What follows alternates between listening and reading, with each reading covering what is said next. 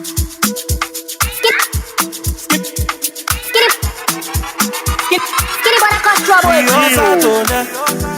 not going. All the jiggy go to because we not going. I feel in myself. I can't see myself. All the things we are not to myself. So now we are. Ladies and gentlemen, I want to welcome you all to another episode of Unapologetic. We're trying to get settled in, so let's go ahead and share the link for us. I guarantee today is going to be a great show. And your boyfriend's outside, you're not telling. Want to your ball to the club like what? Some people probably the home full money, some people probably the whole Sufi, are they with Charlie? See the Judah rocket. Somebody pound of money, got me feeling. You tell the home man, please stop calling. We not having caffeine. We also told them. All day, Liberia this, Liberia that. Never, I will not give up on Liberia. I will keep on talking and fighting hard to make Liberia a better place. I say, Flomo, what happened you talking all by yourself? Pajon, I am tired. I am tired of the people who can be saying Liberia can't change, so they finish giving up on Liberia. Liberia is all of our country, so we must come together and elect the best person to lead Liberia to a better place. So I am encouraging you and every other person to listen to the program Unapologetic on Sky FM 107.1 and Sky TV Channel 6 every first and last Saturday at 2 p.m. Liberian time and 10 a.m. American time. Join Duke and his team of panelists as they find ways to solve Liberia's problem. Thank you, Flomo. I'm on my way. Nah.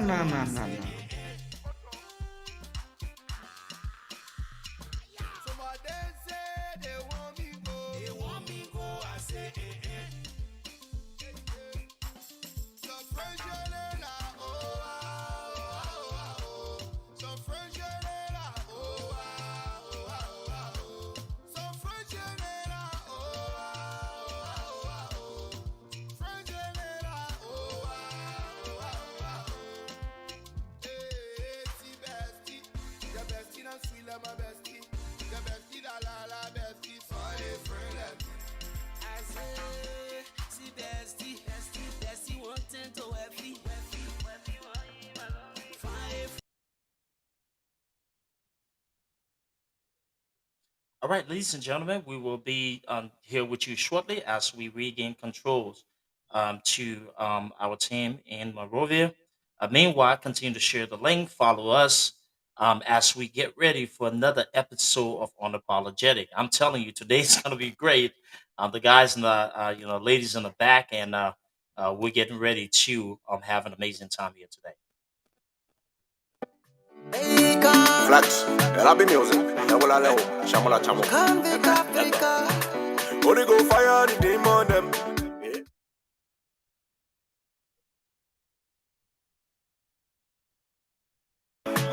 Holy go fire the demon them. Amen. Holy go fire the demon them.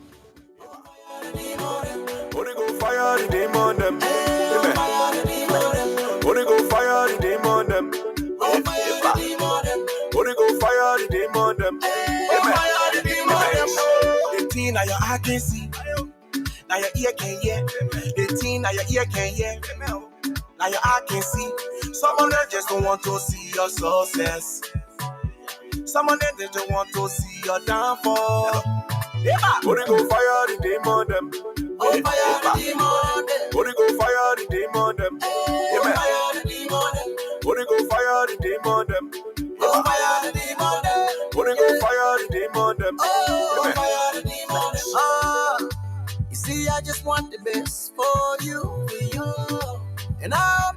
want the best for me too.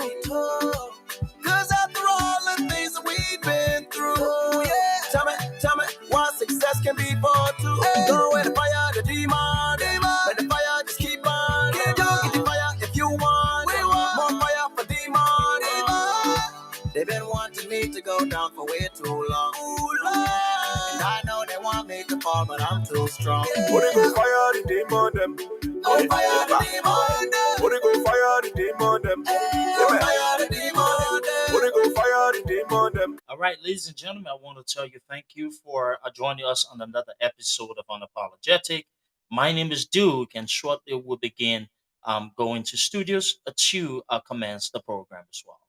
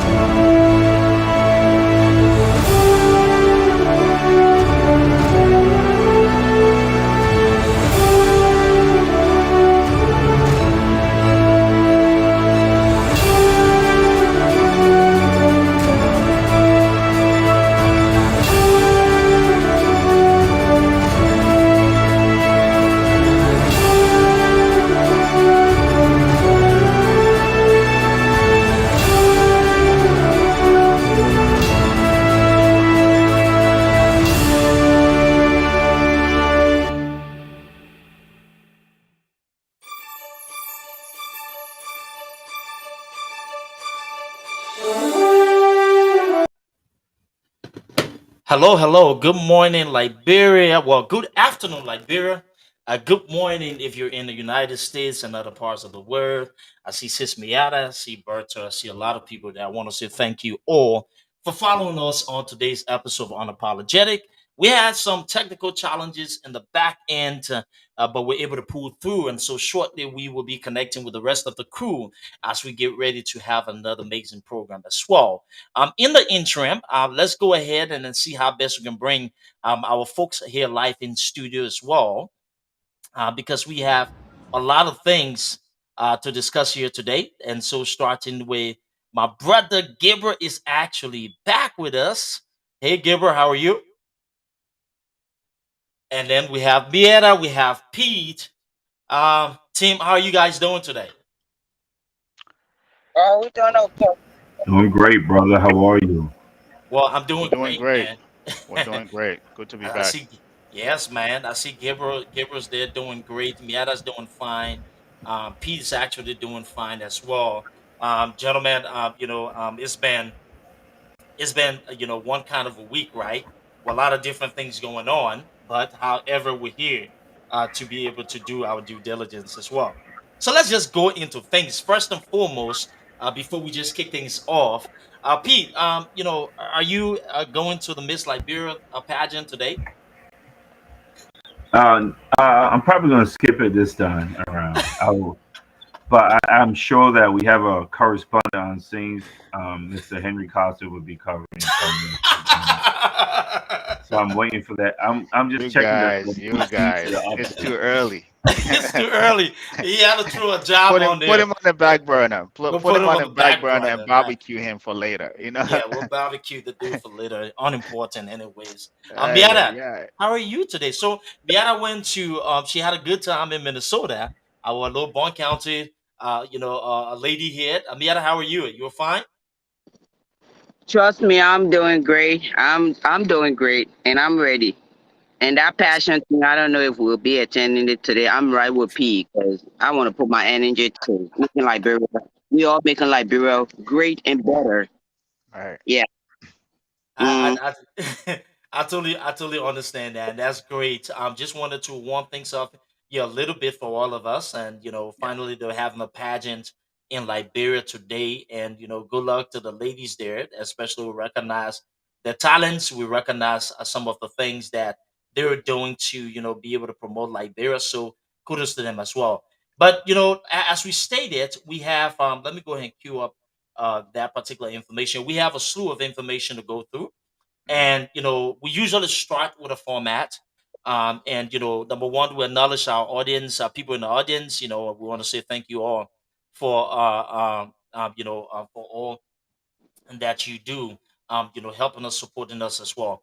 But meanwhile, let's go ahead and keep things up, and I will go ahead and actually start here with this. And so today, I ask you not to lose hope. Now is not the time to give up. Like they say, when evil men connive, good people must unite. We see, Mr. Comics again playing the leadership role, but inspiring. And I always say this, that when a nation is faced with challenges, when you have those moments, right, wherein you need that motivation, you need that extra, that assurance that things will be okay, and actually inspire or will people to, to be able to make the sacrifices. You need a leader who can communicate that in that way. I will start off quickly by going to Pete. Peter, it has been said that Mr. Cummings does not understand Liberia's issues or the issues impacting Liberians, right? And people have gone as far as saying that he's a JJC. What do you make of that? So, well, first of all, Duke, again, I just want to always start off by acknowledging the sacrifices that people like you make for our democracy, Miata. I don't think anyone knows how early it is that you're up, but we know that if those of us who have been so blessed to leave our country to see something else, um, and to say no, this can be changed. You could be asleep right now, but you're up trying to add your voice to our democracy. That's really, really important. I just want to acknowledge that. Gabriel, same thing. I know how busy you are with your work, your career. So I want to acknowledge you guys, and that's important that you always do that. The first thing is, I think that question is so dishearteningly disrespectful, and just people who say that are so out of touch with reality. Right. So here's the man who left our country, just like we all dream about. Every child in Liberia, every child in a bad situation, dreams about hopefully one day bettering their situation, getting an opportunity to better their situation. This man didn't leave as a child. Even then, it wouldn't have made him less than Liberian. He left in his 20s. Left Liberia in his 20s, came to a first world country with all the challenges that we all know now after coming to America, how hard it is. You know, look, that's why Henry Costa can't get a job. That's why Eugene Fargon got to deliver packages, right? It's not easy. We all know that. To come to this country, move up in corporate America, something that Gabriel can speak to, something that you can speak to, Duke. How hard it is to move up. Do what he did, strictly based on his intelligence. For him to do that, after leaving Liberia in his 20s, I left Liberia earlier than he did, and that's still, there is nothing but Liberia that I don't remember. For people to say he doesn't even know Liberia's problem, I want to say that Liberia's problem is not any different than the problems of kids in Chicago, than kids in Botswana, than kids in Sierra Leone. People need their basic needs met. So this man not only understands Liberia's problem because he lived it, his father was a preacher. Everyone comes to the church to bring their problems. Everyone knows that. You don't need to be in a church to know Liberia's problem. You don't. Nobody does. His mom was a market woman. He knows what poverty is. He knows Liberia. You couldn't be more Liberian than he is. Those people who say things like that have nothing to offer but to disparage people's character, right? Not only does this man know the problem, he comes to the problem. He knows how to help the people in those situations. Like we take George Weah, for example. Everyone talks about him being poor. I grew up poor. I live in a mat house. We live in a zinc house. Just got rebuilt a few years ago. A red zinc house. I can post pictures of it. Okay? We all were done in terrible at some point. And I'm just being honest and just being authentic so you know that we all come from there. It's not about where you come from, is after you leave that position, what are you doing? What are you in a position to do to help people in that same situation? improve their lives. This man can do that. Okay, he don't just know the problems, our water problem, our education problem, the lack of jobs, the rapes, the lack of security. He understands it. There is nothing these people who are running know more than he does. If you think that they do, I challenge anyone to name two things, two of a million things that go on in Liberia that Joseph Boyka would know that Cummings wouldn't know. They know there's not. That's why they never say Boyka knows this and Cummings wouldn't know this. They just talk in generic terms. Okay, it's done to discourage people from actually going after and supporting someone who's going to bring real change to the country. The change to talk about, they don't want a real change. They want their turn to take money from the country. That's why they say that. That's a great point there, Pete. Clearly speaking, there. I always tell people, you know, um, don't listening to one side of the conversation. Try to listening on both and be objective, right? And get to the root cause of why people say the certain things. I really do believe it comes from a point of insecurity, not really having the tools needed to focus on those issues, those pressing issues that the Liberian people want to talk about, and just throwing things because they think that is something that gives them some sort of assurance as well. So great point there, Pete. Mihara, let me pivot to you quickly in your own words, right?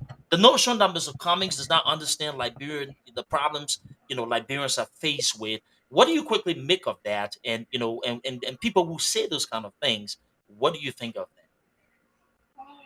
Like King rightfully said, I don't know. That's why when I say I can with some of our people, that's why I keep saying I don't know why people think that Mr. Cummings don't know Liberian politics or he's new.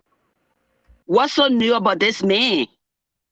When you hear Mr. Cummings speaks, the man's so passionate. The man love his country. He love his people, and he's saying the real thing. I don't know. I don't know how this man will tell these people that he's not just speaking, and he's doing what he said he was doing. He continued to do it. So when I hear people saying he's new, he don't know Liberian politics, maybe like they say, Papa Joseph Boka got wisdom. I don't know. So we should say he don't have wisdom because he's not a person that brings people around. He always like Mm. then he act like people act like to say he's so he more caring about Liberia than any other person. Like P said, someone left that country long time ago. Do you think I want to wake up early like this? Do you know what time it is? I got my business to run. Being in business for 20 some more years. I gotta do my thing. But because of this one country, Liberia, this little country where they not put so much burning on, and we finally got somebody that takes it from his heart. He don't have to, Mr. Comey, president or not, the man will live his life, his children. So we just get tired of people saying he don't know Liberian politics, but at their business, Liberia will change and it will rise by the grace of God. Liberia will rise again, and we believe in that. And this is why we continue to speak about real change and Mr. Comics in a way wherein we want people to actually experience him. And there's a buzz going, contrary to what those people say. There is a wave. And listen, let me tell you something, Liberians. Pay attention. The people that you're competing against, you don't expect them to admit the fact. The truth here is they're afraid. Go back to the CPP arrangement. Why come up with cooked up lies? It's because you feel intimidated, right? All of Mm. the things that have happened up to this point, but you know the good thing though. This is how you separate. In Liberia, we say what the wolves from the sheep or so, or the sheep from the wolves. We do that, Yeah, but just using an analogy, right? This is how you separate people who are true or have true leadership traits from those who are just liabilities when it comes to leadership standpoint. So take this further. I will spin quickly to Gabriel. After we said that, now I want to move into the fun part. Mr. Cummings, when he said this thing here on the video we played earlier. Let me just take you there again. And so today, I ask you not to lose hope. Now is not the time to give up. Like they say, when evil men connive, good people must unite. Good people must unite when evil men connive. He also follows that particular comment by speaking directly to seditians. And he said, listen, You don't have to leave your party. You don't have to leave the CDC to support me. You can be a sedition, but you can also be a patriotic Liberian who understand that the current administration have failed you to a certain extent. Gabriel, there is Yeah. this wave of seditions, and you saw that under Mr. Cummings' leadership with the CPP. He Yep. was able to actually move the needle in terms of having seditions to support that particular wave of, the debate in Montserrat County. And it seems like he's actually doing the same thing. And seditions are responding because if you ask seditions, 9 out of 10 seditions who are fed up with the current nightmare, the economic nightmare they're facing, and the disappointment of the way administration will tell you, I will support Alexander Cummings because I know he can deliver. They don't go to anybody else, but they will tell you up front, Cummings is the guy. We will support him. So my question to you, the naysayers say, oh, nobody, he doesn't understand the issue. Do you sense a wave of those voters moving to Mr. Cummings? And why do you think that they are now considering Mr. Cummings as the leading candidate for the opposition ticket when it comes to 2023? Dude, that's a brilliant question. And I think before I jump into that, I want to pick it back on what Pete and Mieta actually said, right? For those that are saying that Mr. Cummings doesn't understand Liberian politics, I think they have shown him everything he needs to know about Liberian politics already, right? They have shown him how cunning they are by drumming up charges against someone, right? They have thrown every stone at him, with the block voting, the fake lawsuits. They have shown him like the corruption within the politic itself. So when they say, hey, he doesn't understand politics, Liberian politics, I think they're speaking from that perspective that it is brutal, it is muddy, but you cannot be more muddier than somebody who's gone through corporate America and risen up to the top. You have to be like a lion to rise through corporate America and get to the top. Liberia is just a drop in the bucket. I can go in there and dance in the puddle. He can go in there and dance in the puddle and walk out of there. And I think he's proving that. In terms of the question that you actually pose, as opposed to, why there's been this change of sedition that are now trying to stop supporting Cummings now. I think it was Randy. Randy was a staunch, sedition, if I can recall, right? Yeah. This, Yeah. I would say this in business in the world, right? People who are able to take facts and use the facts to change their mind on ideology or belief that they've held before, those are rational people. That's how growth happened, right? We've all born with these ideology beliefs, whether the one that were impacted with our by our parents or in business. But growing the things you learn, whether through education, interacting with other people, you're able to shift your mindset and now change your belief. So this is what is happening now among sedition. The facts have been presented to them. This 5 year that they have seen that this government that they supposedly were supporting hasn't done anything. The burden of debt within the country. You don't have to go look at all of that. Ask Liberian within the country. So the rational one are actually saying that, and the fact is presented before them, and they're saying now, hey, this is what we believed before, but given the facts, this is exactly what we thought was supposed to happen. This guy is supposed to lead us. We've seen somebody on the other side who is showing that leadership character, who is showing that exemplary leadership that we can now support. This is why people are shifting. This is why people are shifting to that. And I would say this, right? Same thing in business. And if you ask Mr. Cumming, he will tell you this: your toughest customer or your toughest client, if you can get them over to switch over to you to buy your product, they end up becoming your most loyal client, right? Because they have seen everything that they've thrown at you, and you remain calm to be able to win them over. So for the sedition that are seeing the leadership characteristic in Mr. Cummings, that are seeing what he can do for Liberia, that are seeing, what he has exhibited throughout, even though like most people would have been disoriented by now with everything they've thrown at him, but he still remained calm, collected, and focused and intentional on his goal that he want to accomplish. So I think this is the kind of leadership that we actually want from in Liberia, and I think this is why all the other citizens are saying, and this is why they are gradually, whether citizen or the people that are on the fence, they will fall in line gradually. Just mark my word on this. Gradually, they will come along. So this is what we're seeing. So this is not the beginning. You're going to see. We're going to continue to see that. So look, for all of you that are listening, please just follow the character. Look at the man's character and look at how he's been intentional with his personality. I yield. Thank you. And Gabriel, brilliant points.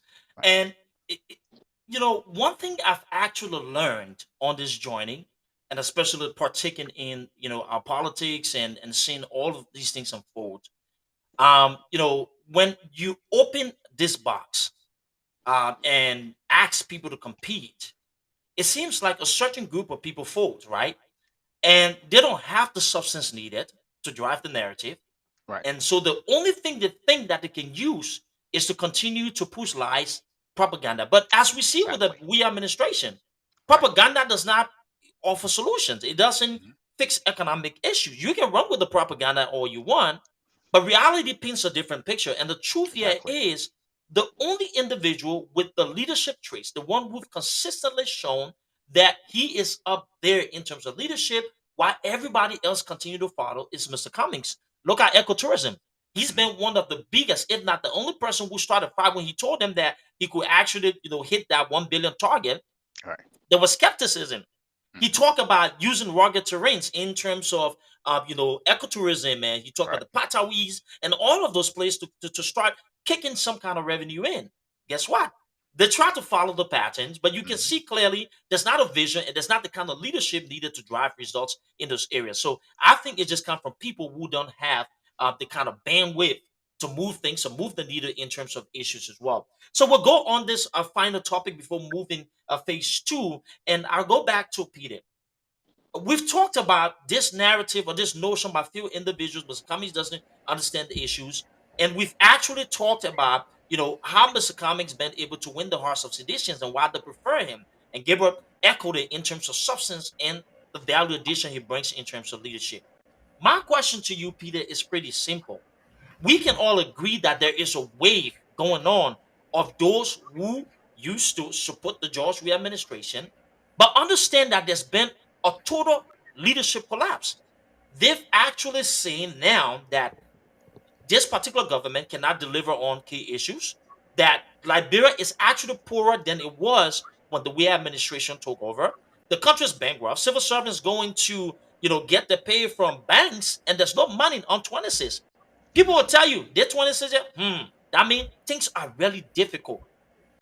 When we talk about this wave, when we talk about this momentum, Pete, is there a correlation between some of those people who supported George Weah and just went for that buzz and created that blue revolution, and now those people who see Mr. Cummings as a viable option from the CDC, right, creating this rare wave?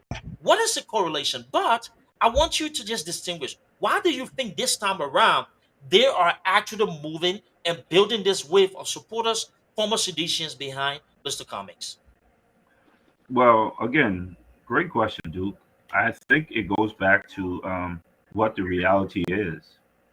It goes back to what's real. And historically, let's go back to other countries. Like I said, I know we talk about the U.S. a lot, but we live here, so we get to learn about these people's culture. Just like if you live in Guinea for a few years, you get to learn a little bit of Guinean history.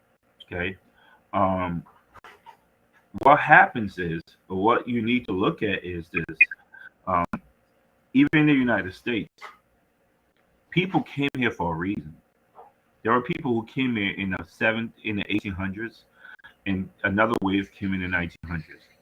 The reason why those people came here is because of opportunities that was being offered, right? Yeah. So there was this thing called industrialization, the modern, the new industrialization. So there were a couple industrialization that came up. The industrial revolution. There were two industrial revolutions that happened. The second industrial revolution, which was around the 1900s, happened in the United States. Okay, the first industrial revolution happened in England. There were not too many opportunities. The United States starts the second industrial revolution. There were jobs, there were room, there were places. People came here. People come to countries because of how it benefits them. If you look at what's happening with CDCIANS, the reason why they supported George Weah is simple. It makes perfect sense. They thought he could deliver. They thought their basic needs of food, shelter, and clothing was going to be met by this man. They truly believed that. How do I know that? My entire family are CDCIANS. My father was a CDCIAN.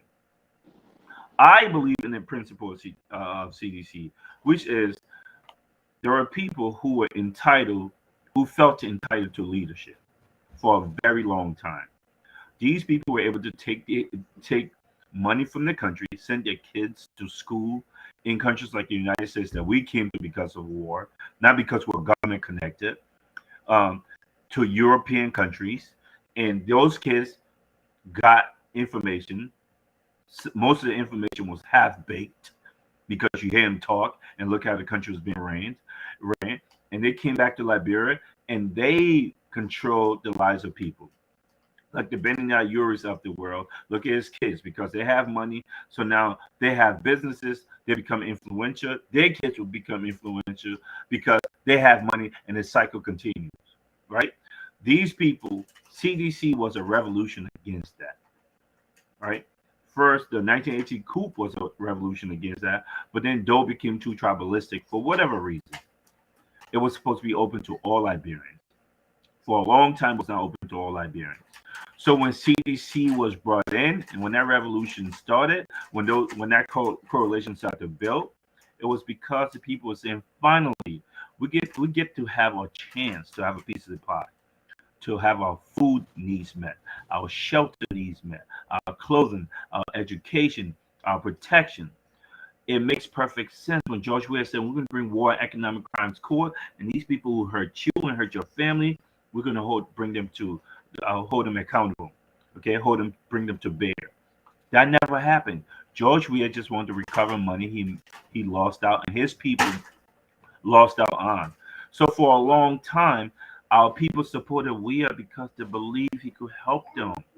The problem is the issue is that he didn't have the knowledge. Give me a second, Hogan. He didn't have the knowledge to do it.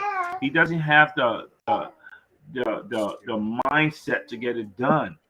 So because he can't, these people are looking for recovery. Take it from him, please. He doesn't have the recovery for them to do it. He doesn't have the mindset for them to do it. He cannot create jobs. He cannot bring industries.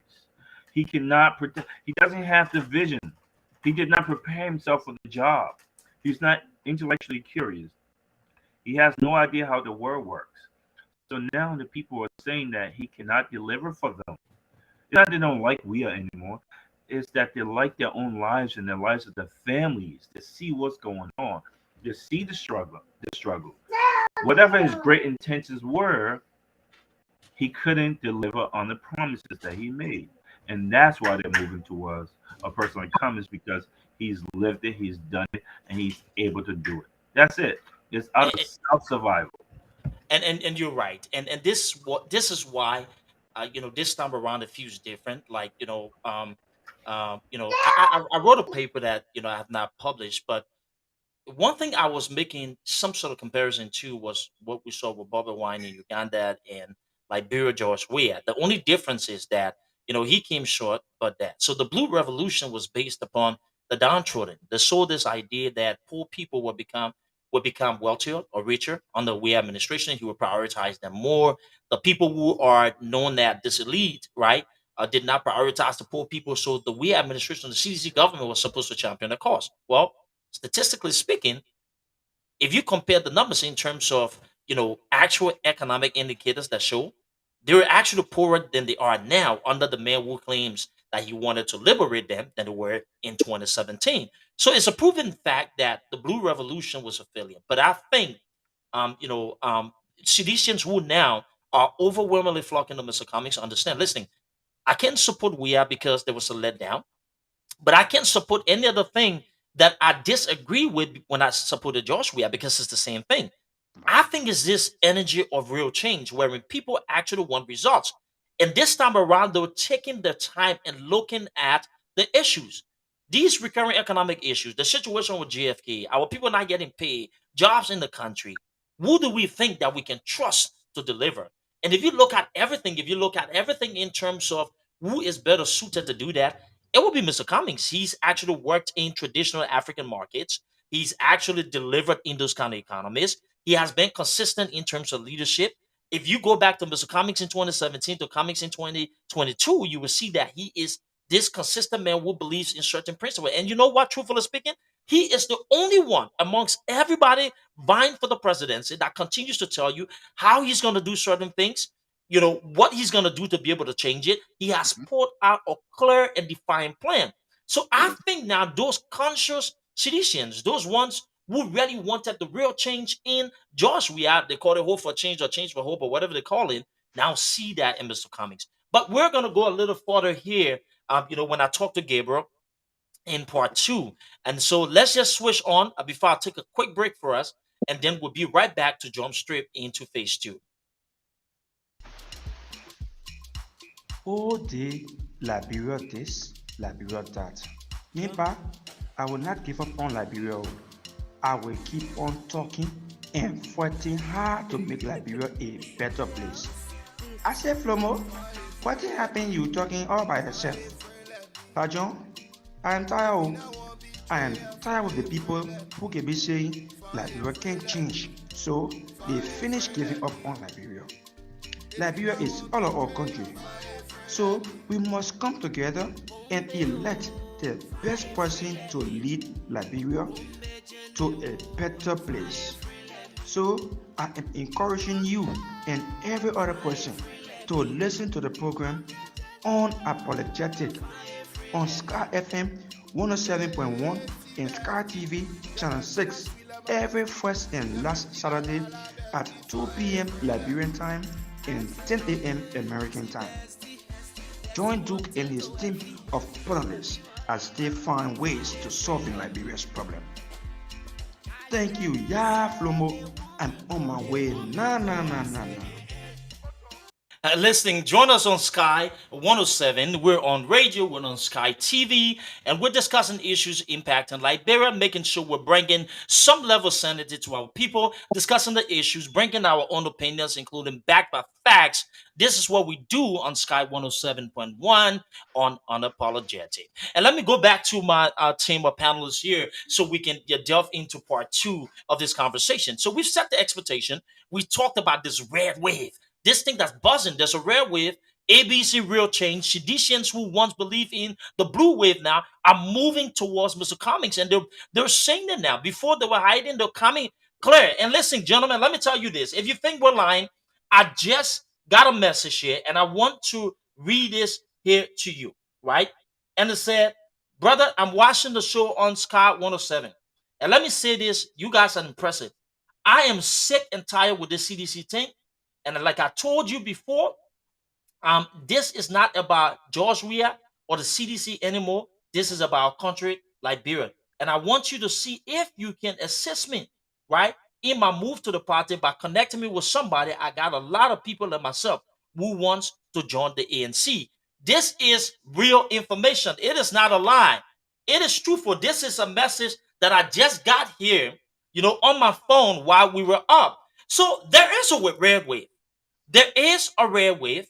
There are seditians who are fed up and they want to change. You know what? First time voters, young people, they are consistently buying into the ABC agenda and they continue. By the way, kudos to the young people who are in District 4 this morning doing recruitment and mobilization. Did y'all see the picture? I will share it with the team here so you can take a look at. They were stomping the different districts. They were reaching out door to door and they're talking. There is a rare wave in Liberia, and I'm telling you, the ABC buzz is actually catching. But let's go on to that part that we all know because we critique, we answer, but we like to provide solutions in terms of how Mr. Cummings is going to be able to do things. And so in our next part, we're going to be talking a little bit about Mr. Cummings' 100 days plan.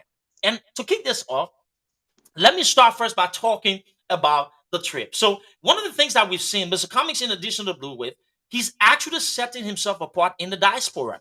Mhm. ANC Global's been one of the most effective tools in the diaspora. I don't think we've ever seen a diaspora movement that's been so effective, so coordinated all over the globe in support of Mr. Cummings and in support of Liberia as well. Now, I know people say the diaspora has been part of Liberian politics, but I'm telling you, the level of coordination that I've seen from ANC Global is impressive. So Mr. Cummings was in Florida. He and his wife, Mrs. Cummings. By the way, she's brilliant. Oh my God, did you guys follow her speech? She is very. I think they need to get her out more to be able to talk to women, to be able to talk to voters as well, because she can be too. So in Florida, we had a good time. Mr. Cummings came here dressed, Mhm. passionate, energetic, left, and then flew to Europe, and where he was able to get there with the team from ANC Global. Got to that event, and then came to DC, and then had an open engagement with Liberians and just selling this idea.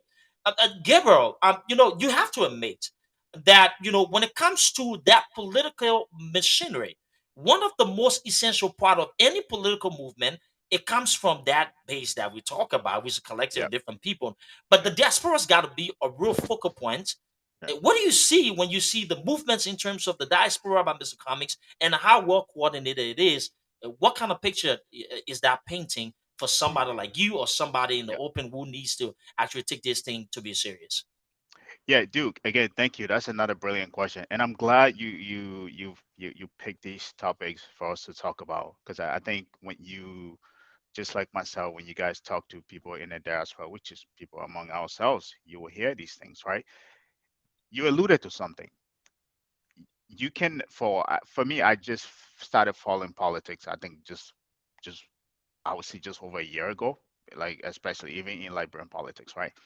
But if you can go back, there's never been any political party in the diaspora, because I know we've had several throughout the election process in Liberia, that has the political capital, even disposable capital, as the ANC does, right? So when you talk to people, they say, "Oh, the ANC people, they're arrogant, they talk a lot." Guess what?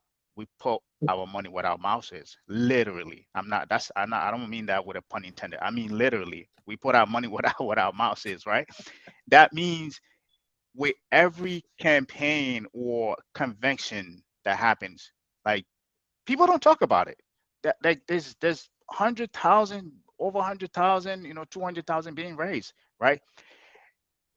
One thing that I want to say to that is, whether you want to believe it or not, the people in the diaspora, Liberian in the diaspora, are the middle income, the middle class of Liberia, right? Now, if we, in as much that they might think we don't have a lot of influence in there, we do know the kind of Liberia we want for Liberia. We do know the kind of systems we want in place. We do know the kind of economic activities, or education, in terms of advancing an economy in Liberia that we actually want, right? So this is why you see most people in the diaspora are mostly ANC supported, and they do put their money where their mouth is. Now, I'm not going to say that everybody in the diaspora is an ANC supporter, but guess what?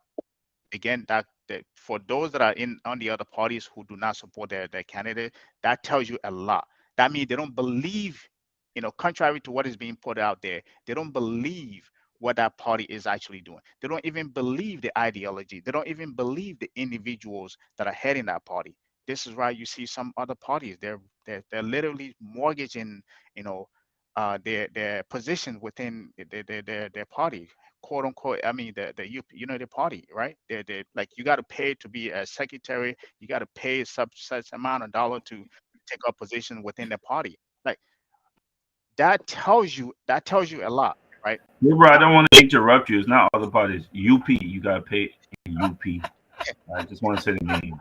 I think You our you you time could be brought better spent. Our time could be better spent by not even mentioning, like, I don't even want to give any credibility to, like, I don't even think they do it. I agree with you. That's exactly, it's the unity party, right? Like, they're literally pointing up positions, like you have to pay to take up a position. What does that tell you? That is a party that is trying to lead an entire nation, but they cannot coordinate even to little fundraising but to go pony your position for people that want to come in and take on a democratic process, right? That's besides the point. The point that I'm trying to make here is that contrary to the noise that is out there, there's coordinations, right? There's intentionality within this party, and there are people that are on the sideline that are saying that yes, they do want to come on, but they're they're over the fence. I don't blame them. It's okay. But there is a serious wave that is happening, right? That is within this party, and there are people like I keep using this word who are very intentional about what they want for the country, how they want it, and they're going to put their money in that direction for that to happen. And I think there is no other person that they want to see carry out that those vision than Mr. Cummings. So this is why you're seeing that gradual shift towards coming. He's consistent. Like, Yeah. listen, people might count you out, right? When you're doing something, people might count you out. They might not even believe in you, but you remain consistent. You remain intentional. You remain focused. There's a thing called incremental changes, right? Mm. Incremental changes. It may not be like grandiose on the bigger ends, right? Yeah. But smaller steps get into that. And he's been consistent to that. So the one that are smart, they are seeing that. This is why they're gravitating towards it. They're gravitating towards, right? It's like that girl you've been chasing, right? And she blew you off. And you I hate to use this analogy. Yeah, that's laughing. And you've been doing so well. All of a sudden now, she's like throwing hints like, hey, how are you doing? This and that, right? That's what we're seeing from the other party. Like it's gradually, Yeah. as she will start coming around and they will start coming around. And I love to see that. For me, we just remain focused and continue to do what we do. And there is And no that other way to do it. Right. that's a great point, and that's Right. what we're alluding to. Very impactful, strategic diaspora base. The only thing, we need to continue to match that intensity, that support with the efforts Exactly. on ground and everything like they were doing and what have you. And I will come there before we slip into the second segment. Miara, just going to you. You're the lady on the show, the star of the Bon County people that like to hear from the daughter and stuff, everything. But before something, let me ask you, right? Mm-hmm. Global, you're in the diaspora, and you know what? Miata will be welcoming to the ANC, the ANC people in December in California. California is having their own of events in Present. Right. December, so Miata's gearing up. But Miata, these activities, how are they important to letting people know that the diaspora base of the ANC, they're doing so well, and why Mr. Cummings is just not just this narrow candidate, but he's somebody who believes in that system and process, and you can see this particular momentum is spreading all across the globe, right? Why is it important, and why do you think that ANC Global has been doing a tremendous job? I'm about to speak better to my people. Go speak All that. right, I want boy. you. Okay. Ma kwenga nyaga bongani lu. Nyaga ngang ha para pona ba. Mba monga pona ba. Nwa damago. Porega lile nga damago bo nwa damago jere miso komi ka niya. Ke miso komi ha niya. Iho po ten po 2017, 2016. Kwa pang ha ba kuga 2023 hu. 2022. Kwa gabali 2023. Kuga ngo ha ba mesa komi no wanda ma mesa komi. No de hoshi dugo. Ga yo nga ba. Nui kwa Liberia lika nui hui. Ga ba. No way. Mesa komi. Eka. Florida. Eka Chicago. Ekwa na ile Germany. California abapa California. Ge mo yo nga ba. Galono nwanga ipo. Volone nwanga ipo na gbo mama ba. Alone nwanga ipo na Liberia. Kwa nga kwa go mihe nga riwa nene. Ka kwa ariwa nene ba. Mane ko nga lai. Ka nga ala ko nga ngene ambito. Geba no mane de lado do hito. Duk mane live video. Pire mane live video. Emre mane live video. Ke kwa nga ha gwen ba ba. Nga lo no kapona. Bongane bla to no loshio. Kande ngumbla nga de krepo. Mesa komi ga kpo li kona takpa ngana. God lono Liberia po. Ya Mr. Kwame gwinga daga ma consistent. No to go wa her nyanga nga ngoto Mr. Kwame ba. Vota wa ma hand. Ngoka kwotono. Me kwa Mr. Kwame mo 2016, 2017, 2018, 2019, 2022 ga nku ajui. Nya wo ga moy. Ka bla de ka bonga ne bla. Jita pataba ngade. Ke bonga ne bla ga ngalo ning. Mesa komi Liberia ima political party ngade kre ijuka mesa komi lowo kunwa ngai mama ka nihu Liberia mama ka nihu ka black pot ka ngwai mai wa mula mai ya ka lone nwa po mane lono kwa nwa po biko kwa ngwe kapa ANC nuwe ponga ga ANC nunkate no we maga lonwe mesa komi maga lonwe ngoma ye en nude ke alono no pa ne en ya gronga ke mesa komi Liberia no long pong daga ma Liberia ganga kweke mesa komi ka yo nga ba gweke ga lono nwanga po ya gron mna po ka Joseph Baraga alina angon boy ke mna bo alina ga lono nwanga pona mana boga na ga lono kunwanga pona apa lule kunwanga pona dunga kwa because no boy je ngwe Liberia ka barake te mesa komi angwe kwa Liberia ka barake ku ga lone ka pokwa ka kula he ngwe kwa ka kula he ngwe ngam ka kwa ka kula he bongane lo manya akwa kwa belefane bongane lo manya so kwa ka kula he ngwe ngam kula he ke karaga da o desperate ko desperate ke because kwa ngwe Liberia ka ngo barake Liberia ngo barake ka lone te ko mu ka ba ke ku he nura ba ke he ke mesa komi nyira nura he ho ke Liberia to ko pu age ku mo Liberia ka kwa lo resources ka ku yenga ka ba ke he ke ka ba ke du he ka ba ke Gabriel he ka ba ke Peter he ka ba ke Emery he ka ba ke Mbe ka po ti ba ke ka yenga ake ka pe ne pan ya me ake ka mo ka po ko mo ka dia he ke nyoy ke ge po Liberia nga ku per nya he ke volerde so ka black pot ka bongane loni kapa ANC political party kwa daga ma ANC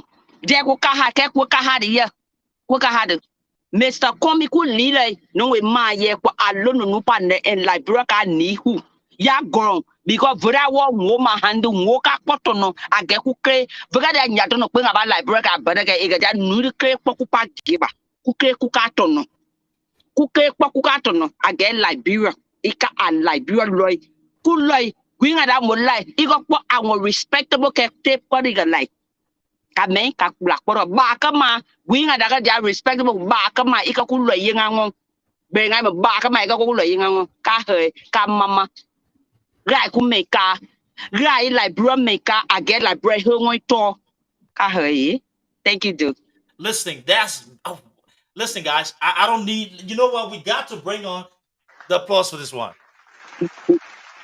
And if you're following on Sky FM, if you're going to be watching Sky TV and you come across this podcast, listening, we're simply telling you that Mr. Cummings presents a style of leadership that can bring real change in our country. So, our people in Bond County, you heard it from your daughter.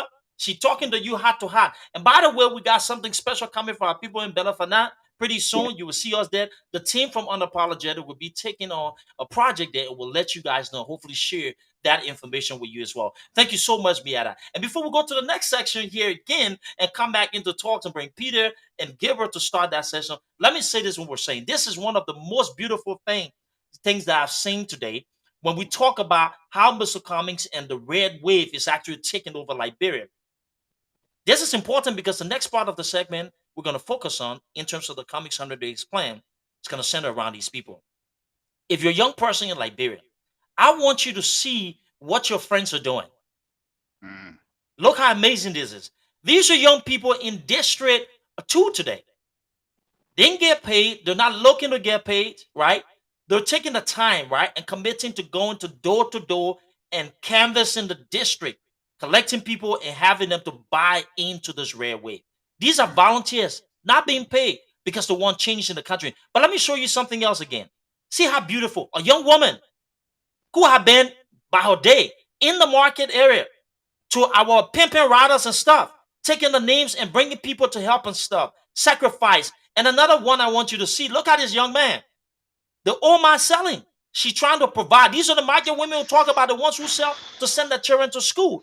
And you can see collectively the beauty about this, these young people coming together in the interest of the country to make sure that we can get a real life. And Gabriel, I want us to acknowledge that, because too many times people only know certain people because they're there.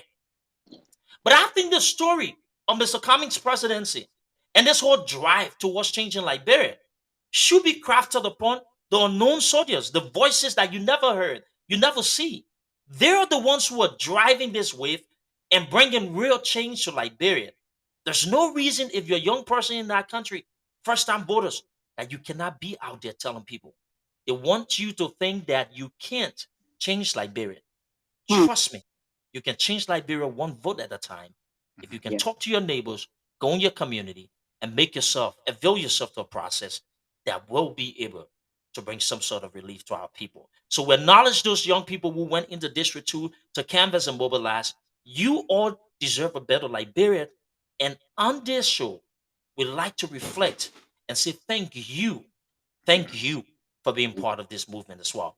Jump in there quickly, guys. As we come here, there, Gabriel. Well, let me start with Pete and then Gabriel comment.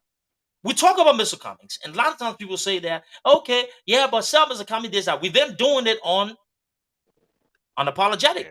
We take our time, we educate our people, we do these things. But we're going to take it a little farther today, and over the next couple of weeks and so, we'll be talking about the 100 Days Plan. Today, we're starting off with youth empowerment. One of those essential blocks of the Mr. Cummings 100 Days Plan, where we talk about job creation, providing vocational skills opportunities for these young people as well. Before I come to you, Gabriel, let me pivot here to Peter. Peter, you actually make your livelihood building young people, recognizing talent, and giving them the opportunity to be able to showcase their talent and become millionaires, but also make a life for the family. When you see Mr. Cummings' vision, the 100 Days Plan, why do you think it is essential that we have a leader like Mr. Cummings to be able to change the narrative? Now, I want you to quickly put your spin on it, because this is a very important spin. You see these young people, the commitment. What can a Cummings president, or what will a Cummings presidency do for them in terms of making sure that it is rewarding their efforts and providing a competitive society for them to thrive? So, like you rightly said, Duke, this is my wheelhouse. No, I have not been into Liberian politics. No, I cannot tell you the characters who play what roles in the 1950s or what John Cassell did, or I don't care about that. What I do for a living right now is work with young people. I've done it my entire adult career. Um, I happen to be an educator, but also a coach. So I have those two parallel career going. And what you know from child psychology when you're studying to work with young people as an educator is that foundational education is very, very important. It's how you structure these folks. If things even, how to get to believe in themselves, and the things they need to learn at certain stages that will propel them to the next stage. We work with young folks. The type of education, whether they need to learn their times table at a certain age, they need to learn sight words, they need to learn how to read, they need to learn second language, how to add, how all that stuff makes sense to them, how they need to learn perfect squares. Just the foundation things that you need to teach them is very, very important. So in my career, what I have done is anyone that will look up what a person like myself do, I'm not just here talking about politics. I've actually lived empowering my community and the places and the people that live around me. Bunch of Liberians. You can look me up that have gone and had a chance to go to a first class university because of the work that I've done with them. So I'm not just some guy here talking politics. I don't care about your politics. I care about helping people. That's why I dedicated myself to do. People like me, people who came up with parents who didn't have money in the bank, saved up, who had this vision for them to go to college. How do you help those folks?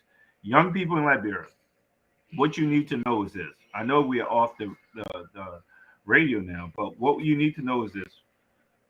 How has people who've been in politics for forever, how's that We're helped the on. young people? How? How has that helped anyone? Why does that matter? Tell me how the person been in politics for a long time, so therefore my life is better. This community is better because of it. Now I can, as a young person, I can grow up, get a job outside of government, buy my first home, buy my first car, take my girlfriend or wife on vacation, start my family. That's what we care about. We care about that.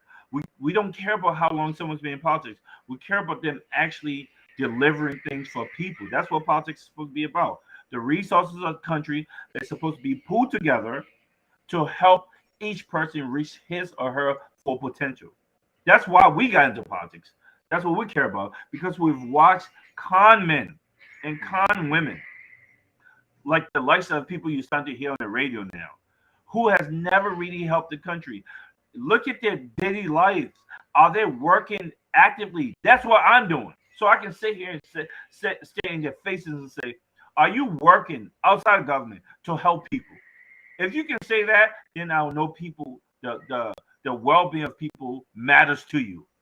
If it matters to you, how people, what people spend their money and time doing is what really matters to them. This is what I do. This is what most people here do. We're not looking for no government job to start helping people. You should already care about helping people. Cummings, how do you know he cares about people? Look at the list, and we're going to list some of the things that he has done. Look at him starting elementary schools. Those kids are schools for kindergarten. Those kids don't have no chance to vote right now. Probably why Cummings is Technology. eligible. So why is he opening schools for them? Not, oh, we're going to give people wax fee. Yeah, you're doing it because those are voters. If you really truly care about education, and this is how nations are built, you start with foundational education. Primary People education. never ever help you win an election. Help them first. Don't go there and walk in the soccer field acting like you some big shot. Like you're not helping no one. You want to be a big shot, it's okay. Get out the way of politics. We don't care. We believed in you, and you failed the people because you don't have the knowledge to do it, and you're greedy and you're selfish. Natal McGill can go bury his mom in a mausoleum and put her down with thousands and thousands of dollars. A Chris Gray can go and take his girlfriend and have $100,000 wedding while these CDCIANS struggling. Those are my family members. There's not some abstract people we're talking about. Okay, the people who are supporting Cummings, we are so adamant. The reason we put our money behind and put our money where our mouth is because we know for a fact accountability matters to us. If he goes left, we're going to come for his neck. The system that we grew up in, you are going to get held accountable when you fail the people. That's what we believe. We know he's not going to do it because we're going to hold him accountable. There's no accountability on their side. That's why they're able to get away with stuff, buying planes and wasting money. Why people are struggling, and the money is not even their money, right? We know how to create jobs. Cummings has done it. When we're talking about jobs, we're talking about low-skilled jobs outside of government. You are going to be working at some hotel in Liberia, okay? You're going to be working some eco-tourist thing. We're going to open 10 candidates in different counties so that people can come and learn about the Mende culture. They can come and learn about the Bassa. They can come and learn about Pellet. They can come and learn about Geo culture. That's tourism. The people who live in those villages and towns will make money because we're going to open these centers to actually take the money that you're using to buy cars with it, because we don't need your money. We don't need to. We want to brag about our legacy. We want to say we changed Liberia. That's what we're pushing for, not for some money. We want to make money. We'll stay in America and make the money. Okay, where everything's already built, and you still get to make money when things are already built. In Liberia, nothing is built. Who cares if you're a millionaire? You're a millionaire driving by dirt roads and people in zinc houses. Okay, how do you feel good about yourself? There's no electricity with your neighbors. You talking about you're a millionaire? Who cares? Here, where you have everything, you can pick up the phone and call 911 and be taken to a world-class hospital in 10 seconds. A dollar more is a dollar more. Okay, we care about those things.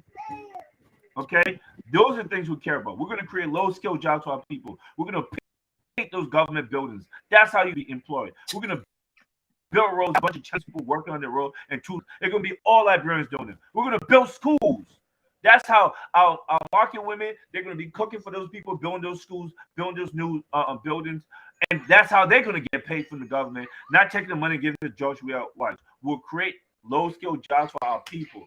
And when those people have money, they themselves are going to take the money and go do their hair. So the girls who are doing hair, they're going to make money. All right, those people are going to actually build the first home. So the people who build homes, they're going to make money. The people who paint homes, they're going to make money. This is how we're going to take the money and we're going to redistribute Liberians' money that's going to a few people to everyone. And this is how we're going to do it. That's how Hey, come benefit young people. that's great. And Pete, Awesome. salient point as well. Let me pivot to Gabriel real quick. Pete just spoke about people first economy, Right. and making sure that we're decentralizing government. He speaks of using ecotourism, a familiar theme by Mr. Cummings, who's spoken about in the short term. How do we spur economic growth using rugged terrains to spur business growth, provide the kind of resources needed to empower local government, right? Right. And what have you. So when we talk about decentralizing government, we're talking about kickstarting the economy, and Pete's talking about making sure we're focusing on local government, carrying these things into different counties that can spur economic growth. Back to youth empowerment. Hmm. You read the 100 days plan. I want you to Yeah. shine a little bit of light on it in terms of perspective. And we show you the screenshots, pictures of young people there. Yeah. Now, just for the fact, pretty close to 80 something plus percent of young people are unemployed in that country. Yeah. Yeah. Truthfully speaking, about 90 plus percent of young people that graduated from universities and stuff don't have jobs. Yeah. We have more sellers than buyers in that country. Yeah. Actually, a young man goes earn his degree when he should be part of the functioning economy. He becomes beg board for politicians. Yeah. When you read the 100 days plan and it talks about youth empowerment, what do you make of it, and what specifically in that particular document Yeah. that you think a solution piece that Mr. Cummings will be very effective at in terms of producing jobs and some sort of productivity in that Yeah. area? No, Duke, thank you. That's another brilliant question. And Pete, thank you. I think the some of the things you talk about were part of the, things that were covered in there. Um, you know, when you look at, you know, things that we look at fundamentally, right? As human beings, right? We want to contribute to society. Myself, Yara, Pete, and every being out there, right? We do want to contribute to society. When we grow up, when we're growing up, this is what our parents, normally, hey, go to school, get a job, so you can have what we call self-actualization. In Liberia is no different. All the youth and even the adults that are in our country, that is what they want to do. Hey, I want to go to school. When I come out of school, I want to be able to get a job, work, have a family if I want to, and live the life that I want to live. Well, contrary to that, since our inception, that has never been the case. Perfect example. You showed us that lady with the tub. I think it's like a tub on the head, right? Yes, It's, and I it's can like a bring it. I can basket. bring Yeah, it up. it's like a basket on the head, right? That is, I'm sorry to say, man, that is someone who, as a youth, maybe she, never had the opportunity, right? Even as an adult, the grand scheme of the question becomes, how do we make sure our mother like these, right, are able to self-sustain themselves, right? But because we didn't get to that, we didn't get to our mothers who are currently in those positions. The next question becomes, how do we empower the youth that we currently have? Because these people, whether we like it or not, are going to be our lawyers, our doctor, our lawmaker. They're going to be the people that are leading our economy, right?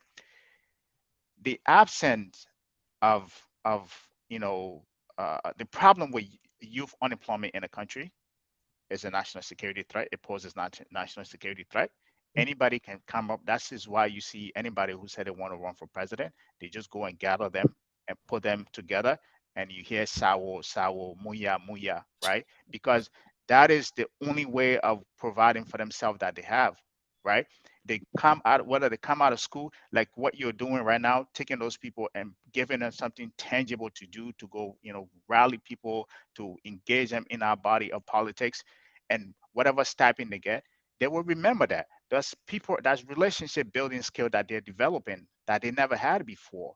But if you leave those people unintended, right, where they just they're just going about nonchalantly in our society, this is what causes rise in crime, right? Like the rise in crime that is happening, right? Because these people want to contribute into society, they want to take care of themselves, but because that is not happening, they're easily able to be pivot into anything that anybody want them to do, right? Which is they want to get to provide for themselves, right? So the point that I wanted to make here, like when I was at Bank of America, right? I'm sure if you guys heard about the Europe. Europe is a non-profit organization that helps people from 18 to 24 get jobs, right? So what they do, it's a brilliant program. Is if you have anybody if you know anybody who's within that age range, who after college they don't know what they want to do. Like if you like you have, I mean, high school, you don't know what you want to do. You want to figure out yourself. It's a brilliant program. It's national, right? They will put you through there from Monday through Friday. You go there, you're either learning technology, financial services, or computer networking. They will pay you Monday through Friday to go learn, right? After that, they will partner you up, whether it's Bank of America, JP Morgan's, like uh, one of the big tech firms. They have those partnerships, right? And while you're working, now you can figure out, by that time you have figured out, this is what I want to do in college. I think this is what I want to do in college. Then you can go in college. But while you're going to college, guess what? The big company you're working for, they will pay for your college, right? So when I was at Bank of America, we used to take a bunch of these kids, like these are like kids that just came out of high school. Within 6 months, we would take them. Within 6 months, we would train them. By the end of the 6 months, these people are now moving up. They have a job within like 500 Fortune 500 company, working and making good for themselves and taking care of themselves. Some of them, this is when they start looking into the what is it, tuition reimbursement, to put themselves to school, to leverage it and and go to college, right? That program happens because you have a, uh, organizations, companies within the country that are partnering up with, the organization, which is Europe, right? That programs happen because you have institutions, which are colleges, that are partnering up with Europe, right? These are the kind of things that Mr. Cumming talks about in the youth empowerment. Youth empowerment is not just to what we're doing is part what you just did, which is to take them off the street and give them something to do, is part of that, but also to help people what we call self-actualize, right? To provide for themselves, to be able to be contributing uh to society, right? And how do we go about that, right? In any society, I will break this to you, whether it's here, Liberia, or any country, the biggest thing that people want to do, any political party that want to come to power, is create jobs, right? Create jobs. That's Yeah. the pitch that you're selling. The rule of law that we're talking about, you want rule of law in the country because you want investors to come in and they feel safe of carrying out businesses, right? You want economy to be going good because you want people to create jobs. At the essence of that, fundamentally, this is what Mr. Cummings stands for, right? And for the for I'm being a little long-winded here. At the essence of that basis, this is what Mr. Cummings stands for. This is the kind of a country that he sees for Liberia, right? This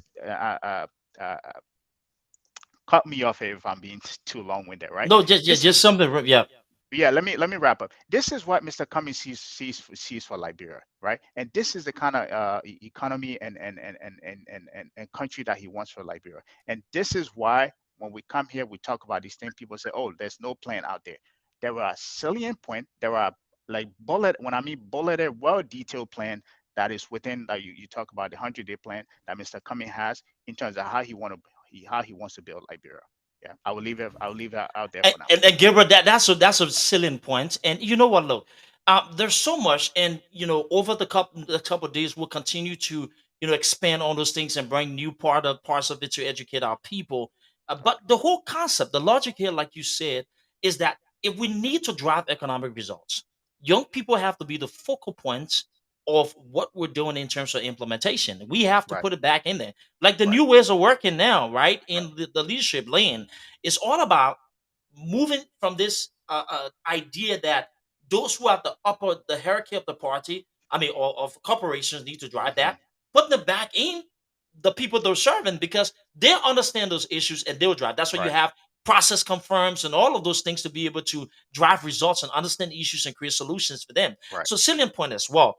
And youth empowerment is going to be great because one of the accolades the problems, consistent problems we've seen in the country in Liberia in terms of leadership, we government or those in leadership have not found a way to create opportunity and environment to get young people to work.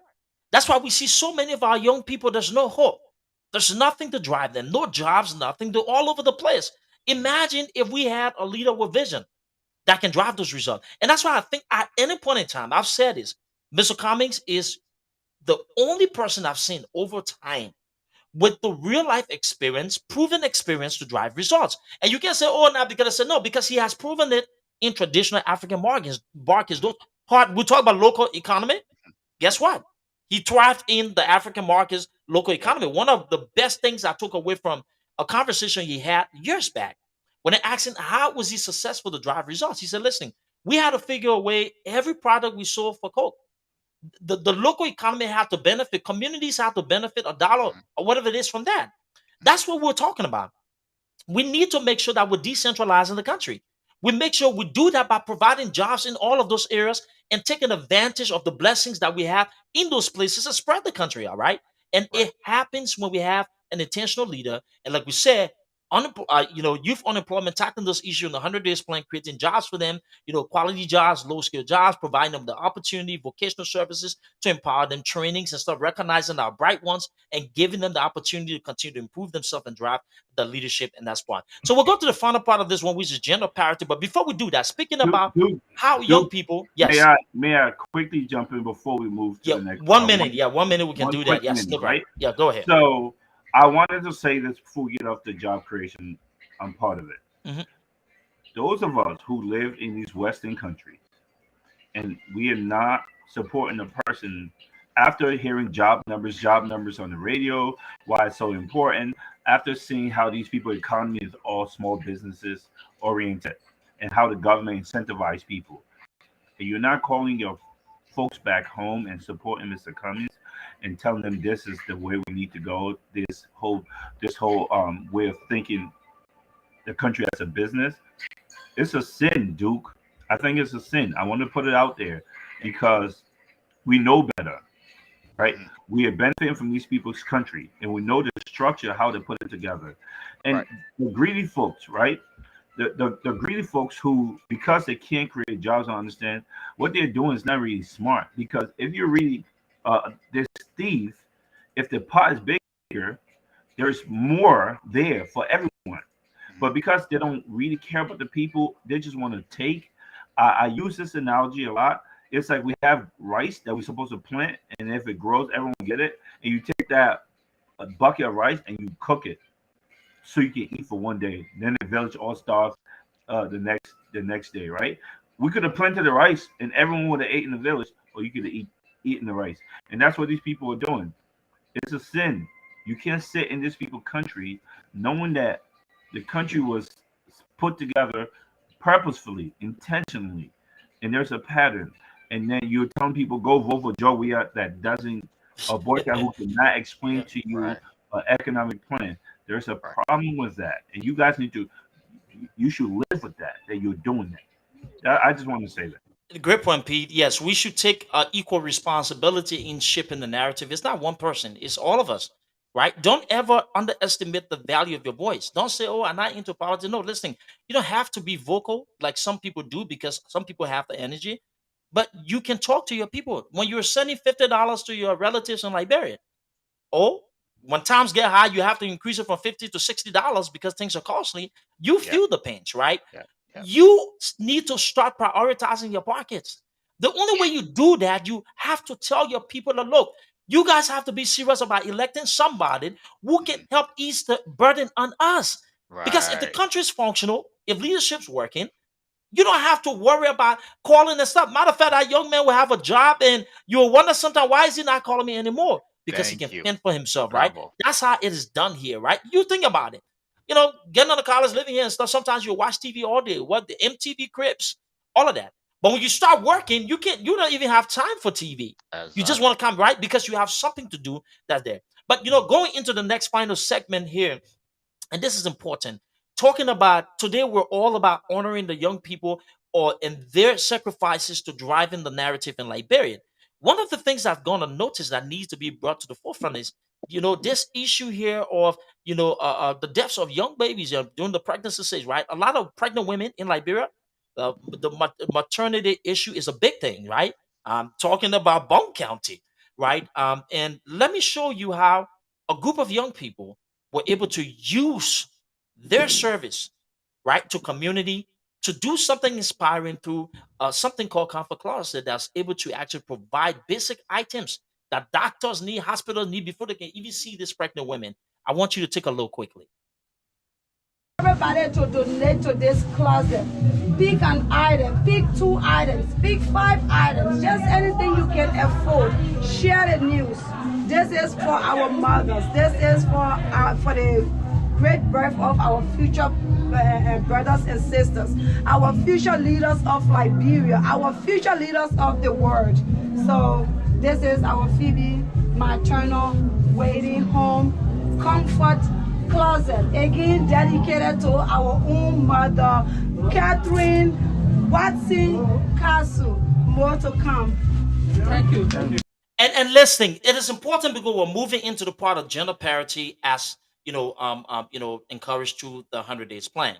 And we're in Bond County. You heard me out speaking to the people of Bond County as well. Doing the little things, and like Gabriel said, giving young people the opportunity to drive narrative, to create change in the community, to understand there's a need and create solution. This is the kind of Liberia that we're built. Miara, moving to our final part, and this is something that I want you to speak to as well. One of the things that Mr. Cummings wants to do per the 100 days plan, or per his plan to change Liberia, he wants equal participation, if not more women serving in government, right, involved, right? And he believes that, we need to be a balanced society where men are not just doing all the thing. There are capable women that can drive results in the country. Also, if you go back to the CPP, during Mr. Cummings' tenure, he pushed for a lot of candidates, women, to get, run for office. And you see Boto from Bapulu, the lady who won there, that's somebody that he supported as well. In the issue of Nimba County as well, Edith Gonglo was somebody who ran on the CPPs. The one on the CPP ticket that in Nimba County as well. He's been very vocal about women participation. If you see around him, you have a lot of strong women. You have the Yacindy Martin, you have the Francine Chenoweth. You now have Lucy Kier, who organized a brilliant event in DC the other day. And you have Mariah Coolidge in the structure of the party, who's been vocal and doing things as well. There's this pattern here of pushing women at the forefront to drive the narrative. Now, in your own words, I just want you to say, why do you think it's important for women to get more involved? And why do you think it's a good thing that Mr. Cummings is now looking at women and say, you know what, I need more of them. We need to include them in government to be able to change things. Okay, that's a brilliant question of me saying you asking me, Duke. We are your mothers, so I'm a start. We are your mothers. Absolutely. No matter what you guys do, we can be hard headed, but we are your mothers. You Yeah. guys are the head of the home. But I really appreciate Mr. Cummings, just adding us. Not that we are government who wanted us sitting down there, piece of time and sitting down there for themselves. Me, I'm calling that new. They in government for them to can't speak. They pushing people. I saw some kind of video. She pushing somebody. Where in the world you would do that? Where in America? Yeah, Mr. Cummings, that's not what he want. He putting women in places that he know they can come or we can come and just nurture everything, you know. We're not there for ourselves. We are there to just inspire people. We are there to work with everybody. We're not there for ourselves. We didn't, Mr. Comey now putting women in power to go build houses for themselves and to go come on this Facebook blue app to brag. I got this. Like the names you called, Miss CDCIANS, Dr. Francine, Mariah, everybody else. And I follow those people. I've seen their work. You hear me? And some of us, like me, I get up. Yep. Young Yep. people, a lot of young people might not look at it to be something, but a lot of young people look up to me. You know, I might do my thing, but a lot of people young look up to me. They reach out to me. I talk to them. I don't have to. My daughter, my children, I don't have to say only my daughter, but I inspire a lot of young people and different people. People might not count it to be anything. They just think we on this Facebook blue app or whatever. But Yeah. a lot of people look up to us. You know, we don't come on this Facebook to brag. So if Mr. Cummings, like I'm saying, that's why I keep telling my bon contact people, and I'm speaking this in English. I keep telling my bon contact women, come on board. A lot of you guys, politics is not my thing. Somebody got me into this politics. But then I'm not just gonna sit back because I used to be like politics. I'm not about politics, but politics is dirty. But we all gotta speak for this one Liberia. Me, I say Mama Liberia. When you see some of us supporting people that I would not even support, it's because of Liberia. Because Liberia is where my neighbor string is. And Mr. Cummings, when I talk about Mr. Cummings, I just get hype. I get hype because the man, Mr. Cummings is somebody that it's not like Gabriel said, it's not even about the money. It's not about the money. Because if about the money, that man would sit down. We all would sit down and do our own thing. We're not bragging. We're doing good for ourselves in America, yeah. We will sit down and tell our hand for we say we don't want Liberia thing. But when you see me so passionate, every day when I wake up in the morning, you wake up in the morning, Gabriel, Peter, Emery, everybody wake up in the morning talking about we want to support, we're supporting this man. And we will stay behind Mr. Comey. Anybody come, they better be coming good because me, I'm here. I ain't going nowhere. And Mr. Comey, when I talk about him, I'm passionate because I know he got Liberia at heart. The man got Liberia at heart so much. It's like it's in his blood. It's just everywhere. You never see Mr. Comey say I. He said we. He always said we. And I don't know why people say, oh, he just doing it to be known. Known where? In Liberia? And man is known around the world.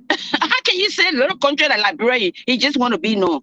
But Duke, you know, I thank you guys for this show because this show gives some of us voice. Even though we're on our different platform, we speak, but we thank God for this show because it gives some of us voice to just speak in the way we speak. We're not downgrading anybody. We're not playing anybody low, but at least it gives us voice to just speak our mind. You hear me? Speak our mind. And I thank you guys. I thank you guys. I'm hyped. Listening, thank you. And that's the whole concept of unapologetic. Giving voice to people who are not the regular faces, right? But we know that they're the hard workers and they need to tell a story because they appeal to a certain section of our people. When a giver comes here, not political, but likes to see a new Liberian and he makes himself available. Giver lost his father recently. Some of the same things we talk about, right? Yep. But he's still not to just make a focal point, but we like to acknowledge these things as a teaching moment. But here he is, here with a smile on his face, right? And still trying to help his people. Miara, let me tell you today, Miara was sleeping. She came up first this morning, so tired. She fell asleep. Dude, let me take a nap, but I see you go sleep a little bit. We Forgot. had to Peter had a wake her call. up, and she Yeah, did. She came He out. called me. Yeah. he called you. I woke up 5 a.m. this morning doing some Yeah. other stuff that I had to go on before coming here and just going. Y'all know the whole thing in the back, right? And then you have Pete, you know, with his son Logan, who's a really darling in the back and managing.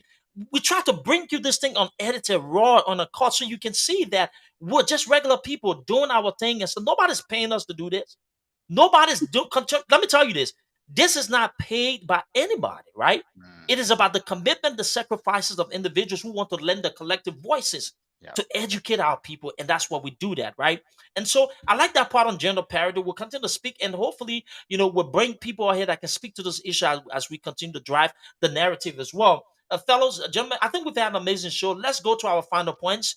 so we can be able to wrap it up. Not to keep you here all day. We have commitments and we appreciate it. We can take time from all of you as well. So Yeah. just to start in a particular order here, Miata, I want you to just give your final points in terms of this year, about what we've covered today, and any advice you can go ahead and kick it in.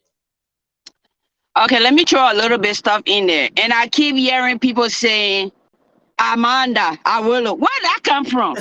Liberia would say, yo. Mm. I can't. That a bon Liberia yeah. would say, yo. Yo. Please, young people. Let's start with it. Amanda, I will. It's yo. Okay. Love you guys. Yeah. But like I said, with this one country, Liberia is where our neighbor strain is buried. No matter where we go, no matter what we do, we can go wherever part of this world. When you check our nationality, even the citizenship we got in this country, Liberia, where you were born, Liberia. So when you see some of us so passionate, when you see some of us so vocal, when you see some of us just by waking up in the morning, and it's so hard to wake up, but we do it because we love Liberia. We love Liberia, and we're standing behind a man that loves Liberia and that would do anything to push this country forward, to make young people independent, to make young people, he involved the young people, everybody. But this man is like Mr. Cummings when you see the young people just to be in power. So young people, you just pull yourself together, and we appreciate the ones that ready doing the work on the ground. We appreciate you guys. We really appreciate you guys, because it's not easy in our country.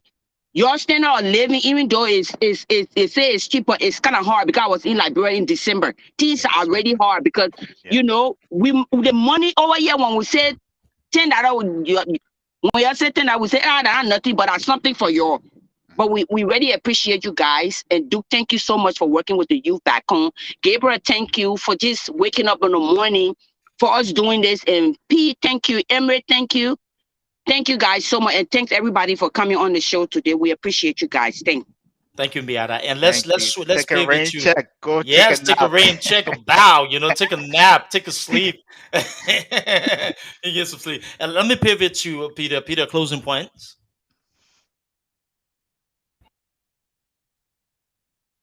Peter, you gotta be a little audible. I want to start by saying, first of all, again, thanks to everyone for being here, adding the voice of democracy. I too, like Gabriel, this is why I want to start. I too, like Gabriel, was not into politics. Like Mr. Cummings, I still remember as a child in Liberia, right? And I think I came to knowing myself at the age of reason when we lived in Habel, and then we moved to Buchanan. I still remember walking down those tracks for Lamco, right? Going to the loop and just dreaming like what it would be like, looking at the sky, like if we could just get a visa to go to America or just leave Liberia. I remember that. And there were a lot of people who still are, those are still their dreams to this day, right? They just want to win the DV to get out. It's not because they don't love their country. They just want to live to their potential. They know that there's more out there, right? When you elect people that you think is going to help you live that life in your country, and you do the thing abundant, you push them, that speaks everything to what's going on in Liberia. No wonder why these people, like, they turn up for politics, that all politicians are the same. Because we elect people who don't understand accountability, and they believe that they're kings. Yeah. With money they didn't earn. With the country money, now they have access to resources so they could go buy Louis Vuitton purse that costs $3,000 with our money. This is why I got involved in politics. Like Gabriel, my father died before I started to pay attention to the healthcare system in Liberia. This is what spurred me to pay attention to politics. I didn't care. I wanted to be the first black coach, first African coach to win a national championship. In case you don't know, that's my greatest ambition. Not to go work in Liberia. I want to win a college football national championship. All right, that's the legacy I want to leave for my son. Not to go work in Liberian politics. I work with my community now. I do it because people like me matters to me. I have empathy. Hmm. I have this thing in me like that could be me. I could have been stuck in Liberia, right? When I see the reason I'm so passionate is because I live it. My family live it. I'm not just here talking. You're not gonna talk to a family member of mine like, oh, he's faking, he's lying. They know me, so I can speak truth to power. I can call names and call dates because I'm real. And if a person like me who can speak the truth and can be real don't speak up, who's gonna do it? At what point? Right. Exactly. That's why it's because I know that my voice is needed. You can scrutinize me. You can search my background. It's gonna check out truth. The light's gonna come out green. He's all in. It's a go. And because I don't have skeletons to hide from. So if a person like me, who you can be like, oh, he went and did this, he went and did that, that why he's doing this, because you can't do that with me, I must speak. It will be easy for me just to continue to chase my dreams. That's what Mr. Cummings did for a long time. He was pushed into politics. He didn't want to be a politician. He's already a millionaire. He's not George Weah. He's not Carrot Gray. He's not what's his name? Boycott. He's not. He don't need the government money. He don't need our country's money to live his life. He already made his own money. We're gonna push for people like that, right? Duke, you talk about 80% unemployment rate. There's no such thing. It's a 20% employment rate. And of that 2019 is government jobs. There are no jobs. That's True. not how the world works. Let's never talk about unemployment rate again. 80%, that means let's talk about employment rate. How many people are employed? We speak English, people. We're underwater. We shouldn't be struggling. We have resources. We can have call center jobs come to Liberia because we speak English. When we are so confident, Mr. Cummings, because we see the little things that could be done easily and quickly turn things around. If Yeah. we're not taking the little money we have and putting it in our personal bank accounts, this is what we're fighting to stop. This is what we're fighting to stop. All right, taking the country resources and putting in your personal bank account. Okay, Sure. we watching these people, these jokers, talking about line item in budgets. And you go watch their shows. The budget, the one said in the budget. No one cares about the budget. You know why? Say that Because it again, doesn't matter what the please. budget say. You're gonna steal the money. You can say the money's supposed to go to Jesus. Y'all still gonna steal it. We don't care about the line items in the budget. That's all you want to talk about. Oh, they Right. want to go to Georgia. Of course, 100% is going to Georgia because there's no accountability. He can do whatever he wants. The people in 30 on these government officials, these legislatures can take 35,000 dollars, 30,000. Yes, because no one's holding them accountable. Keep voting for those people. That will keep happening. We don't care what the budget says. None of it is real. We don't know how much gold the people from Turkey taking out of our country. We're not supposed to be selling our gold. We don't know how much Right. our resources are taken out. Any money we send to the country, the Lebanese man is going to send it back to his country to build his homes and take it to his family. So there's a Liberian being expected in the economy. It's a major problem because even the money, the $500 million that come from the diaspora, is not going back to our people. It's leaving the country. Okay, Right. so I want to quote on this. All these so-called fake big shots. I don't know how you're a big shot when you watch our mothers put bucket on their hair or tubs in their hair to go sell all day. Mm. How does that make you feel? How are you a big shot doing that? I wanted to say we're going to continue to fight because we care about our people and the voices that we have. We're not going to stop. We're going to keep going. You guys look at the people talking, look at their lives, and you will see the clear difference in the type of people who are now speaking. Thanks, dude. Thank you, Pete. And Gabriel, your final thought. Yeah. Dude, thank you. I want to close on that picture you post with the Oman with the top on her Yes. head. That thing stuck in my head, man. And I think I spoke to that earlier, right?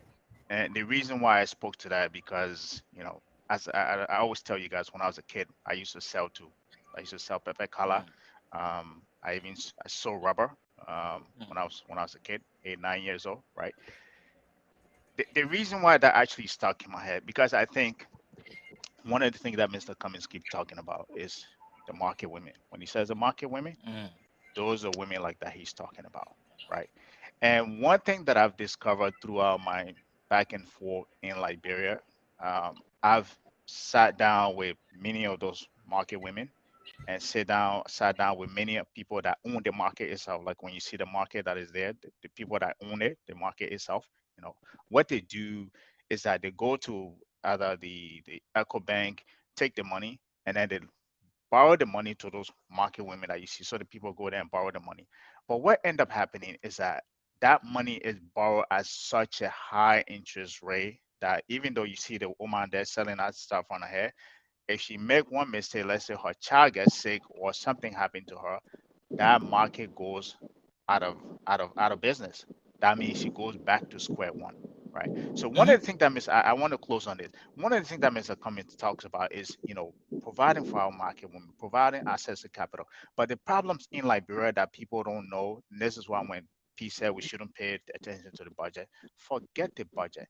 There is predatory lending in Liberia at Mm. such a high rate that people Mm. don't talk about that. People don't talk about that, right? There is higher predatory lending. This is why our banks don't thrive because the interest rate is so high that people don't want to go Well, to them. So that's they what go to the people. conflict of interest gave, not the interest. That's why the VP can go collect loans and stuff from the bank without no Exactly. accountability. Exactly. That's why the business people and Oman like that, they will go on the black market instead of going to the bank because the interest rate to the bank are so high, right? But what that does is it puts people like that as a disadvantage, right? It put people like that as a disadvantage. Like when you're making a business, you want to be able to have some kind of profit to continue to advance. You want to go from selling stuff on your head to having a shop, from having one shop to two shop to three shop. That's how you advance. But in that kind of environment, we don't have that. We don't currently have that, right? We cannot have a government where this system it is in we will with that kind of system, nobody will be able to advance. This is why we're in the environment that we're in right now, economically, politically. But people don't talk about that. We talk about the budget. We talk about this one happening, this one happening. Fundamentally, those are the very fundamental engine that drive every economy. When people like that start doing well in your economy, it will sprout up like a tree growing up, right? It will sprout up and everybody will start seeing it, right? So this is why when you show that picture, it kind of stuck with me, and I'll continue to talk about this, right? We have to fix Liberia for Omar like that to be able to have a decent life. We have to fix Liberia for the kids like that you showed earlier who Hmm. are participating. Even when when they're done participating, they should have an educational center to go to do their homework. They should have if they have a summer job to go to be able to work in the summer. Those are experiences that will stick with them, throughout their life, will build resilience within them. You see that young lady that's on the screen there, that's an experience you will remember, right? How to talk to people, how to convince people, how to be persuasive, right? And same thing with the young man there, right? This is the kind of country that we want, right? Not the one where we gather children, we bring them old sour, we put a little bit of money in their pocket, and all of a sudden the bad data they can come on Facebook now and become like political people just because we give them a little bit of money that's going to run out in a week or two later. We want to set people up where they can benefit for the rest of their life, go to colleges and be able to sustain themselves. That's the kind of country that we want to build. And I believe this is the kind of country that Mr. Cummings always talks about: empowering our market women, empowering our youth, building key infrastructure, and making sure we have a country where there is confidence, but that will allow investors to come in to be able to invest in our country, and it will become better for us. Like P said, I will say this and I close. I don't care about politics, dude. All I want to care about, I want to be able to get down from the plane when I go to the library and say, this is my country. I don't want to go in the plane and be on the plane while we're landing. I'm looking for trying to find light on the airport, right? Because there's no Hmm. light, right? That's not the kind of library we want. The kind of library we want is the one where everybody is equitable, is treated equitably, and they're able to contribute fairly in their society and advance themselves to a self-actualization. Thank you. Thank you, Gabriel. And let me close up with this here quickly. And so today, I ask you not to lose hope. Now is not the time to give up. Like they say, when evil men connive, good people must unite. Yes, like they say, when evil men connive, good people must rise up. There's a saying in Liberia to say, there's more good people than bad people. There are a lot more good people than bad people, but it's time for the good people to win. You know, when what we cover today is less about ourselves and more about Liberia and how all of us, with the little that we have, can contribute to change their country. When Mr. Cummings talk about us rising to the occasion to be able to save our country, he means that every little bit of you added to a little bit of me makes us to understand that there's an issue in Liberia that we need to fix. Today we highlighted the stories of those voices that you don't hear often, the young people in the sun, under the rain, in harsh conditions, trying to sell this idea of real change to our people. And like this quote says, and I want to echo, Mm. let us sacrifice our day today so that our children can have a better tomorrow. A lot of things in terms of change happens because other people before us sacrifice. A lot of you hear about America. Let me say something to you about the civil rights movement. Rosa Parks had to stand up against racism.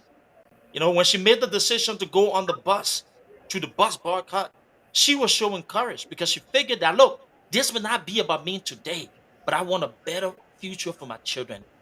When Dr. King spoke about I have a dream, and where he talked about, that his three little children can sit, or his kids can sit on the table with other people who are not like them, but to be not judged based upon the color of the skin, Hmm. but the content of the Of the character. character. And when King said that I may not get there with you, meaning that, look, all of these things we're fighting for is above us. We Yep. may not enjoy this, but at least we can start now to see that change. Because we Yep. know at the end of the day, though, when we work hard now, the people we're fighting for in the future will remember our legacy, and the things that we create from the struggle, from the fight, from the push will be a defining moment for us all. When young people like these go out in communities, Hmm. take time away from the Saturdays, go into the marketplaces, a young woman, a young man talking to a mother here, when they leave their day and go to make countless sacrifice, it's because they understand that somewhere along the line in the future, somebody will remember this. Yep. This is no longer about me, it is no longer about you, it is about us together. And the naysayers may come with all of the detractions. They may say all the negative things that they want to say. But my people, I'm telling you, we can change Liberia with the right president. Mr. Cummings can fundamentally change Liberia. But we need all of you, to join us in real change.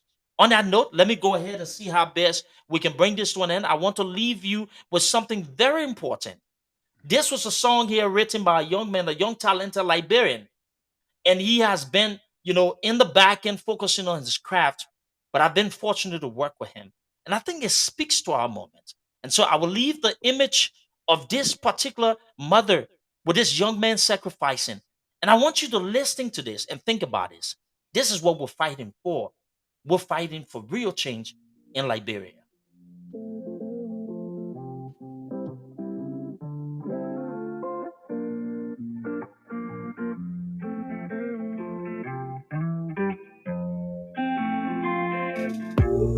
Where is the vision of love? They've brought up the vision in us. People, we've got to wake up now. We're searching for change. Oh, when will we find our change? Our world is in need of change. Young child, about the age of 5, he knows what it means to truly be alive. But as he grows older, things happen in life and he can't feel the same. There's only one race that I know, yeah, and it's called human. Only one place that I know, and it's Earth. Yeah. So tell me, what is it worth to love? Ladies and gentlemen, we're fighting for real change in Liberia. We're fighting to inspire the generation. We're fighting because we see there's something wrong at JFK, Encyclopedia Nimba County. We see there's something wrong with our school system. There's something wrong with corruption. There's a young girl who's been raped. We're fighting for Princess Cooper. We're fighting for a lot of those young people who've lost their lives to violence, to abuse, to societal issues. All of those young people will go through universities and can find jobs. We're fighting because we see the hopelessness in the eyes of our people. The only way we can change that if we understand, void of the politics, that there's only one thing that can change our country, and that's effective leadership. My name is Duke Strider JJ, and I'm here with my team.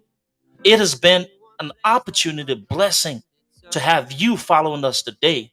And thanks to the Sky 107.1, hopefully we'll continue to expand our efforts and see how best we can reach the other areas as well. But I want to say it is an honor having all of you on Unapologetic. Until next time, please don't forget to share the link to bring more people on. Pete, Miata, Gabriel, a blessing to have all of you. And so this is how I like to bring this session of Unapologetic to an end. My name is Duke Strider JJ, and I love Liberia. I care about our people, and we care about real change in Liberia. Until next time, I hope all of you can have a wonderful day.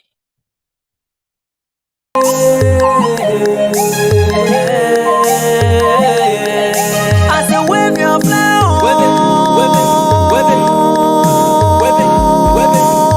ANC partisan, wave your flag. Wave your flag. LSNB, Kumi, wave your flag. Wave your flag. Prince on APC, wave your flag. Wave your flag. Jeremiah Slaughter, wave your flag. Wave your flag. Papa, we will win, oh. We will win, oh. I say we will win, oh. We will win, oh. You can do it for us, for us, for us.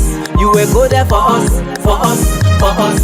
You can do it for us, for us, for us. You will go there for us, for us, for us. You can do it, yeah. You will do it, oh. You can do it, yeah.